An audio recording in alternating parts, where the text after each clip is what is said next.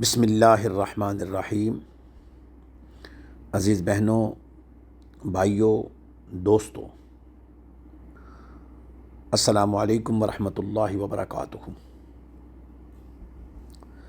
آج ہمارا موضوع ہے انسان اور شیطان کی جنگ،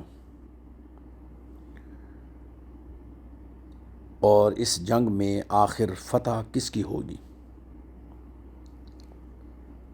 اس کے اوپر ہم تھوڑی سی گفتگو کریں گے اور یہ چیز واضح کریں گے کہ انسان اور شیطان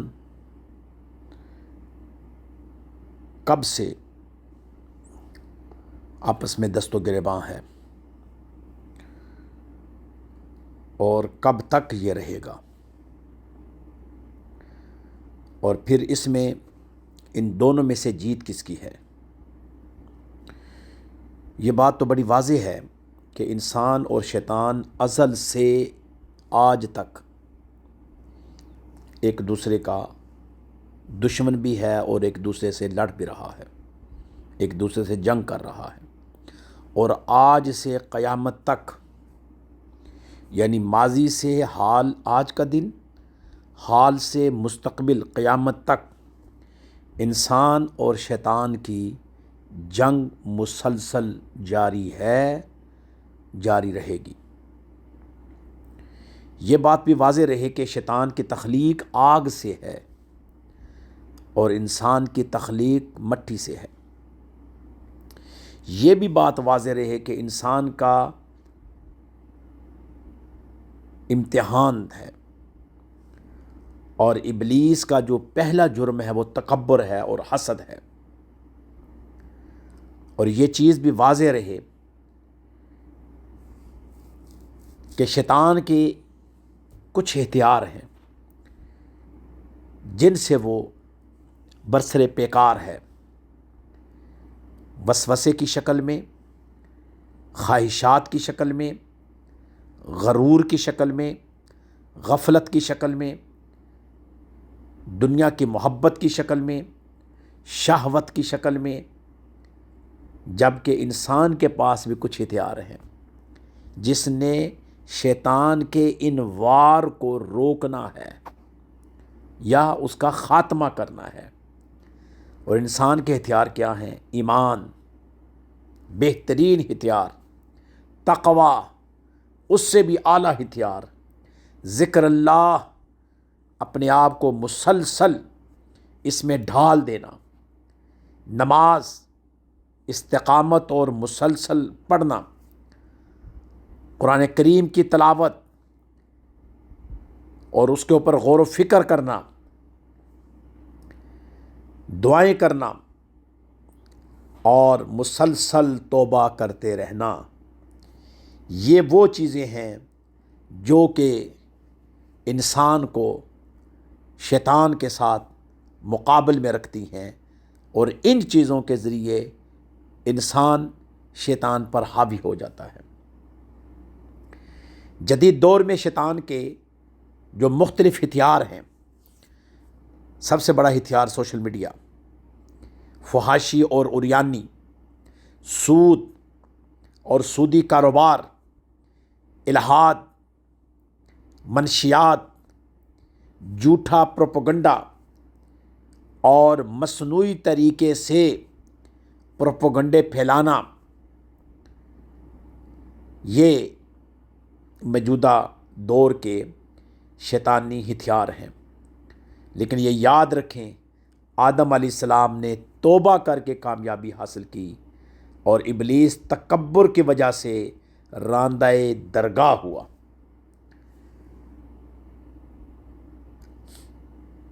ہم نے آج اس موضوع کو مزید تھوڑا سا واضح کرنا ہے تاکہ یہ چیز ہمارے سامنے بالکل کلیئر رہے کہ یہ جو جنگ ہے یہ معمولی جنگ نہیں ہے، یہ کشمکش جو ہے یہ معمولی کشمکش نہیں ہے، یہ زن، زر، زمین کی جو کشمکش ہے اس کو عام کشمکش مت سمجھا جائے۔ جب سے اس زمین پر انسان نے پہلا قدم رکھا ہے، اس دن سے ایک ایسی جنگ شروع ہوئی جس کا اختتام ابھی تک نہیں ہوا۔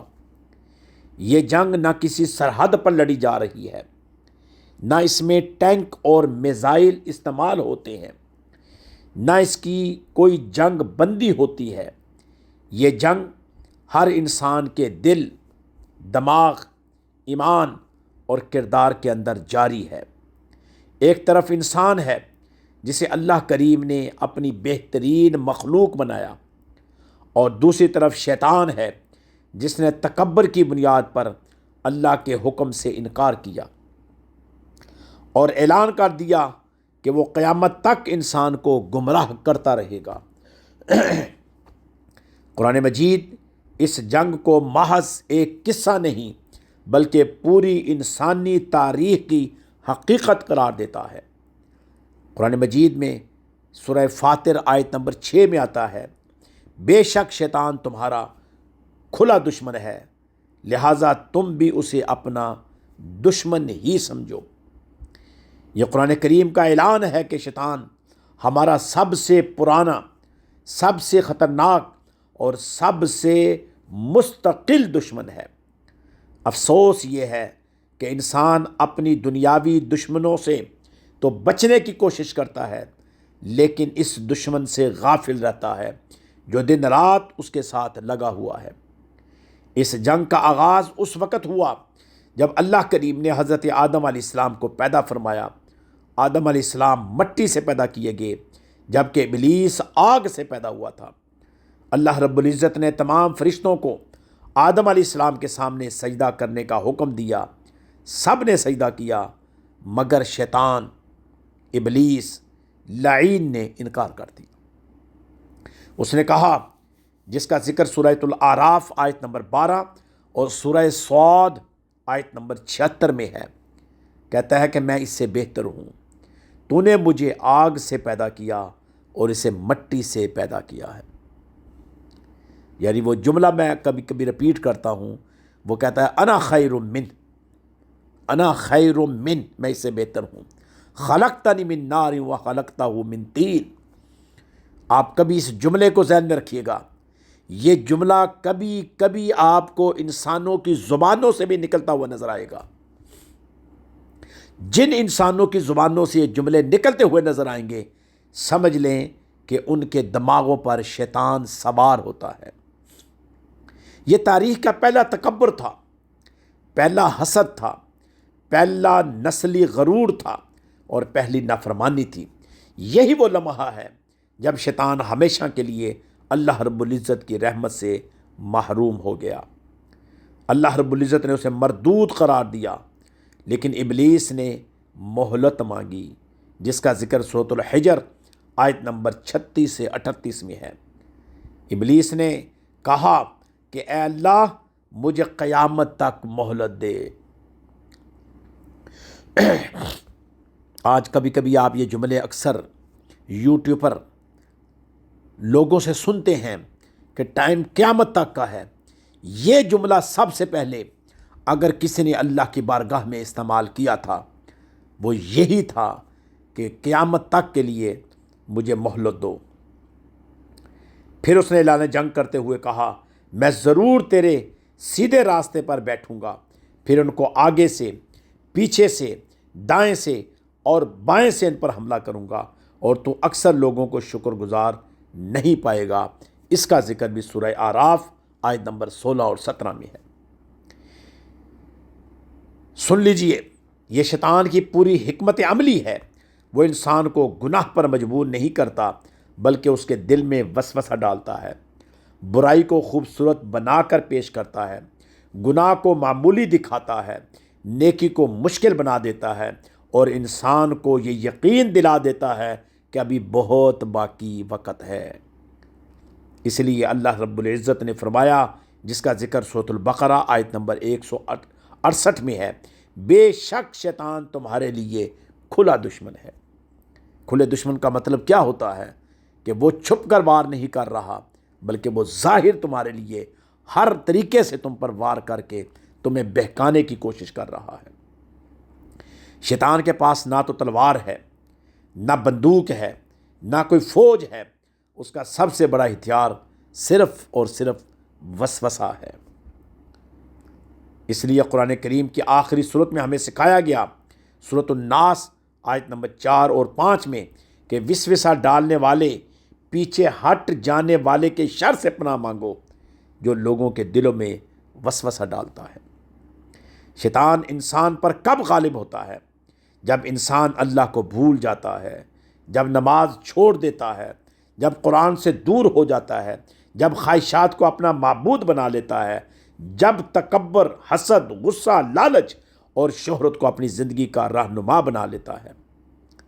عزیزان من، رسول کریم صلی اللہ علیہ وآلہ وسلم کا فرمان عظیم ہے، صحیح بخاری شریف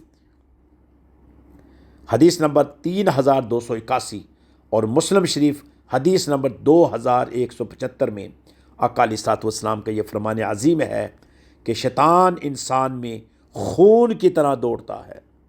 اس کا مطلب یہ نہیں کہ شیطان انسان کے جسم میں خون بن کر گردش کرتا ہے، بلکہ اس کا مفہوم یہ ہے کہ وہ انسان کے قریب رہ کر اس کے نفس، خیالات اور کمزوریوں سے فائدہ اٹھاتا ہے۔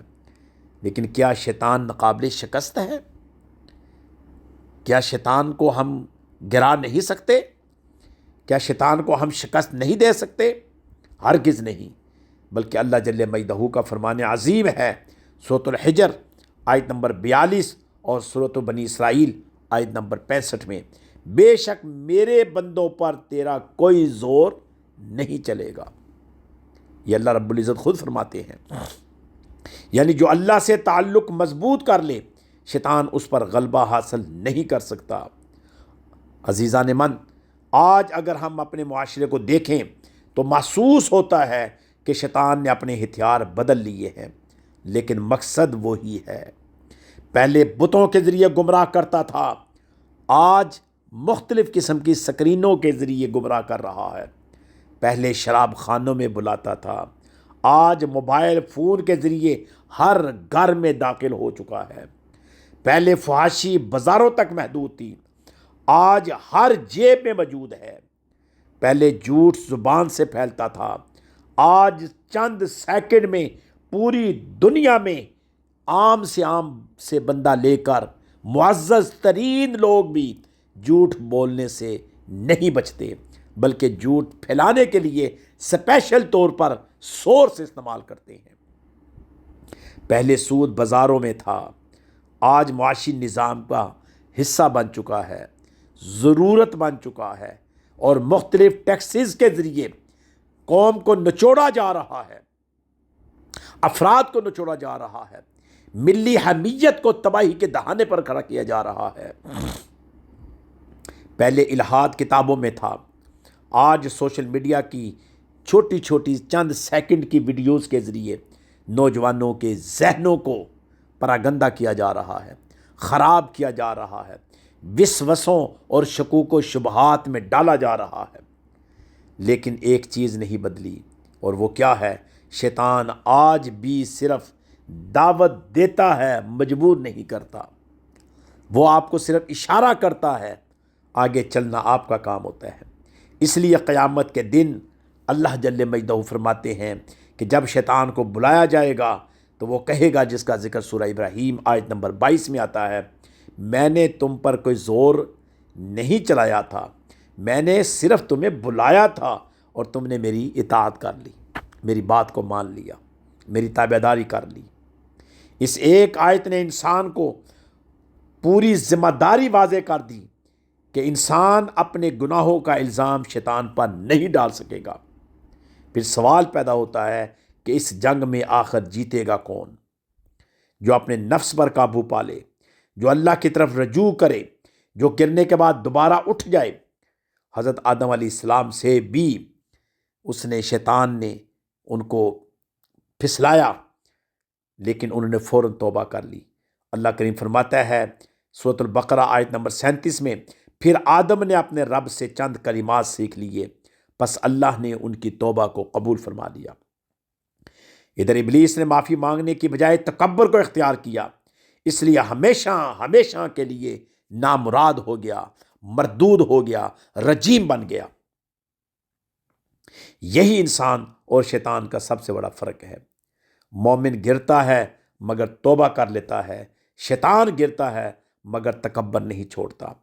رسول کریم صلی اللہ علیہ وسلم کا فرمان ہے، ہر آدم کا بیٹا خطا کار ہے اور بہترین خطا کار وہ ہے جو توبہ کرتا ہے۔ سنن ترمذی حدیث نمبر 2499۔ آخر کار فتح کس کی ہوگی؟ یہ ہے میری آج کی گفتگو کا لب لباب۔ تو آئیے قرآن کیا کہتا ہے۔ قرآن کریم اعلان کر رہا ہے سورۃ المجادلہ میں، بے شک اللہ کا گروہ ہی کامیاب ہونے والا ہے جو اپنی صفوں میں اللہ کے ذکر کو بلند کرتے رہیں گے، عفو درگزر سے کام لیں گے، معافی سے کام لیں گے، اور ہر حال میں شیطان کی پیروی سے اپنے آپ کو بچا کر رکھیں گے، نتیجتاً وہی کامیاب ہوں گے۔ اور شیطان کے بارے میں قرآن مجید میں آتا ہے سورہ نساء آیت نمبر 76 میں، بے شک شیطان کی چال بہت ہی کمزور ہے، لہٰذا فیصلہ ہمارے ہاتھ میں ہے، ہم آدم کے راستے پر چلتے ہیں یا ابلیس کے راستے پر، ہم توبہ کا دروازہ کھٹکھٹاتے ہیں یا تکبر کے قلعے میں قید رہتے ہیں، ہم قرآن کو رہنما بناتے ہیں یا خواہشات کو۔ یاد رکھیے، شیطان انسان سے زیادہ طاقتور نہیں، زیادہ ذہین بھی نہیں، بلکہ صرف زیادہ صبر والا دشمن ہے۔ وہ ہار نہیں مانتا، اس لیے مومن کو بھی ہار نہیں ماننی چاہیے۔ آئیے عزیزان من، آئیے، اٹھیے، جاگیے، بیدار ہوئیے، اپنے شعور کو زندہ کیجئے، اپنی آنکھیں کھولیے، اپنے کان کے پردوں کو کھولیے، اپنے دل کی آنکھ سے، اپنی بصیرت کی آنکھ سے، اپنے دل کی نور کی آنکھوں کو کھولیے، اور پھر کیا کریں؟ پھر عہد کریں کہ ہم نماز کو مسلسل پڑھیں گے اور مضبوطی کے ساتھ نماز کے ساتھ اپنا تعلق قائم کریں گے، قرآن سے اپنا تعلق مستقل رکھیں گے، ذکر الہی کو اپنی زندگی کا حصہ بنائیں گے، توبہ کو معمول بنائیں گے، اور ہر اس راستے سے بچیں گے جس پر شیطان ہمیں لے جانا چاہتا ہے، کیونکہ آخری کامیابی نہ شیطان کی ہے نہ خواہشات کی ہے، بلکہ ان لوگوں کی ہے جو اللہ کے مقبول بندے ہیں، اور مقبول بندے ہی بن کر دنیا سے رخصت ہوں گے۔ اور جو اللہ اور اس کے رسول کی اطاعت کرے گا، اللہ اسے ایسی جنتوں میں داخل کرے گا جن کے نیچے نہریں بہتی ہوں گی، اور یہی سب سے بڑی کامیابی ہے۔ اس کا ذکر تفصیل کے ساتھ سورہ نساء آیت نمبر 13 میں ہے۔ عزیزان من، شیطان حملے کرتا ہے چھپ کر، حملے کرتا ہے وسوسوں کے ذریعے، حملے کرتا ہے دائیں بائیں خدشات کے ذریعے، اور انسان نے ان حملوں سے اپنے آپ کو بچانا ہے۔ اور کیسے بچانا ہے؟ شیطان کے اس دھوکے سے اپنے آپ کو بچانا ہے، اور کیسے بچانا ہے یہ طریقہ قرآن کریم نے ہمیں دے دیا، یہ طریقہ رسول کریم صلی اللہ علیہ وآلہ وسلم نے ہمیں سکھا دیا ہے۔ اور سب سے پہلی بات، جب آپ یہ پڑھتے ہیں اعوذ باللہ من الشیطان الرجیم، آپ یہ واضح طور پر کہتے ہیں کہ اے اللہ، وہ شیطان رجیم جو تیرے دربار سے راندہ درگاہ ہوا، ہم اس کا مقابلہ نہیں کر سکتے، ہم اس کا مقابلہ کرنے کی ہمارے پاس طاقت نہیں ہے، ہمیں تیری پناہ چاہیے، ہمیں تجھ سے پروٹیکشن چاہیے، تجھ سے مدد چاہیے، تاکہ ہم ہر خیر کام کریں اور شیطانی وسوسوں سے اپنے آپ کو محفوظ رکھیں۔ تو میرا اللہ فرماتا ہے، اے میرے بندے، تو اعوذ باللہ من الشیطان الرجیم پڑھ کر جو پروٹیکشن تو مجھ سے طلب کر رہا ہے، میں وہ پروٹیکشن تمہیں دیتا ہوں ہر کام کے اندر۔ جب بھی تم بسم اللہ الرحمن الرحیم پڑھو گے، اس کام میں برکت آ جائے گی، اس کام میں میری رحمت شامل ہو جائے گی، اس کام میں میری رحیمیت شامل ہو جائے گی، اور اس کام سے شیطانی بے برکتی کا خاتمہ ہو جائے گا۔ عزیزان من، آئیے آج ہم پھر یہ عہد کرتے ہیں، اور یہ عہد ایک لمحے کا نہیں، 1 منٹ کا نہیں، 1 گھنٹے کا نہیں، 1 دن کا نہیں، ہر روز کا عہد ہے۔ چونکہ شیطان کھلا دشمن ہے، چونکہ شیطان ہر وقت ہماری طاق میں بیٹھا ہوا ہے، ہمیں ہر وقت وہ ہمیں ہر لحاظ سے ہمیں پنچ کرنے کی کوشش کرتا ہے، ہمیں تباہ و برباد کرنے کی کوشش کرتا ہے، اور ہم نے بھی ہر وقت الرٹ رہنا ہے۔ اور یہ الرٹ کا جو الارم ہے وہ ہے بسم اللہ الرحمن الرحیم۔ اس الارم سے چلیں، ہر کام کے اندر اپنے رب کو یاد رکھیں، ہر لمحے کے اندر اپنے رب کو یاد رکھیں، ہر کام میں اپنے رب کا ذکر کریں، یقیناً اس کام کے اندر برکت بھی آ جائے گی اور شیطانی وسوسوں سے اپنے آپ کو محفوظ بھی کر لیں گے۔ اور یہ بھی یاد رکھیے کہ شیطان لالچ، طمع، ہرس کے ذریعے بندے کو برباد کرنے کی کوشش کرتا ہے۔ اپنی زندگیوں میں اعتدال لائیے، اپنی زندگیوں میں توازن لائیے، اپنی زندگیوں میں صداقت لائیے، اور جھوٹ سے کنارہ کش ہو جائیں، بددیانتی سے کنارہ کش ہو جائیں، بے ایمانی سے کنارہ کش ہو جائیں، غیبت اور چغل خوری سے کنارہ کش ہو جائیں۔ اور یہ جو تنہائیوں میں ہم بیٹھ کر پروپیگنڈے کرتے ہیں، منصوبہ سازی کرتے ہیں، منصوبہ بندی کرتے ہیں، اپنے آپ کو ان سے بچائیے۔ یقین جانیے تنہائی شیطان کا بہت بڑا حربہ ہے۔ میرے آقا علیہ الصلوۃ والسلام نے فرمایا ہے کہ مومن کی تنہائی بڑی ہی مہربان ہے اگر اس میں وہ اللہ رب العزت کو یاد کرتا ہے اور درود پاک پڑھتا ہے، ذکر اللہ کرتا ہے۔ لیکن اگر وہ اس طرح نہیں کرتا تو پھر اس کی تنہائی وبال جان ہے۔ اللہ تعالیٰ سے یہ دعا ہے کہ اللہ پاک ہمیں شیطان کے حربوں سے محفوظ رکھے اور آخر فتح اللہ ہمیں عطا فرمائے۔ لیکن یہ یاد رکھیے آخری فتح ہمیں حاصل ہوگی رسول کریم صلی اللہ علیہ وآلہ وسلم کے اسوہ حسنہ سے، رسول کریم صلی اللہ علیہ وآلہ وسلم کی اطاعت سے، اتباع سے، محبت سے، ادب سے، اور آپ صلی اللہ علیہ وسلم کی بارگاہ میں کثرت کے ساتھ صلاۃ والسلام پڑھنے سے۔ اللہ تعالیٰ سے یہ دعا ہے کہ اللہ پاک سمجھنے کی توفیق عطا فرمائے۔ آمین۔ وآخر دعوانا ان الحمد للہ رب العالمین۔ السلام علیکم ورحمۃ اللہ وبرکاتہ۔